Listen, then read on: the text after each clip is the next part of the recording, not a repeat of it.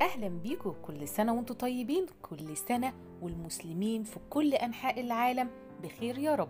النهاردة جايين بجولة مختلفة شوية عن قناتنا، وهي وجبات لعمل الخير في رمضان، علشان تاخدوا فكرة. لو أي حد عايز يعمل وجبات ممكن الفيديو ده يساعده إن هو يعمل وجبات الخير في رمضان.